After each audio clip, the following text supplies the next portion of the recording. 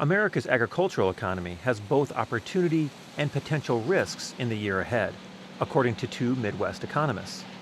Ernie Goss of Creighton University and David Swenson of Iowa State University both view the trade policies of the incoming Trump administration as an important issue for rural states. The U.S. depends heavily on agriculture, agricultural exports, and agriculture depends heavily on trade. You know, when your bite gets as bad as your bark, that's a problem. If we start having trade wars or trade restrictions, we either increase the cost of buying stuff from Iowa or decrease our access to goods and services from other places. The whole idea of trade is that both sides are satisfied, not zero-sum game, that both sides think they're getting a good deal out of this. That's the nature of trade, not one side wins and another side loses. Right now, it's the language and the rhetoric is who are going to be the winners versus who are going to be the satisfied negotiators. Both economists believe the Renewable Fuel Standard, or RFS, will continue to help agriculture. The two industries, the petroleum industry and the ethanol industry, even though they fight tooth and nail, they've actually reached an accommodation right now.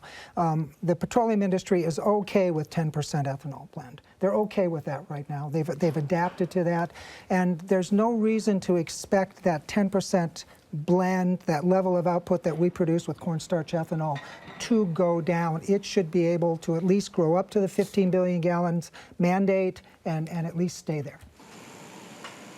Valuable manufacturing employment could grow in rural areas, but is fighting both economic and demographic tides. Modern agriculture, modern manufacturing has been shedding labor. We've known this all of our lifetimes. They need less labor to produce more goods and services. 2/3 of our counties are losing population. They're not losing population because the manufacturers or the farmers in that area were doing something wrong. People are moving towards trade centers or to metropolitan areas to work, and it is slowly, very slowly, but inevitably leaving, that labor is leaving those rural areas. Thinking you're going to turn around, though, this rural out-migration because of federal or state spending or some magic market consequence isn't going to happen.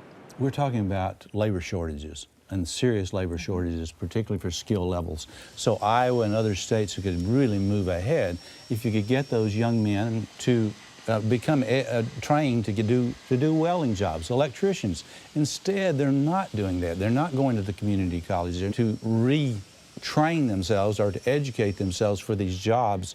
Businesses really need workers, skilled workers, and it's a crying shame. Goss and Swenson both believe that wind energy will continue to grow in the Midwest in the near term. For Market to Market, I'm Peter Tubbs.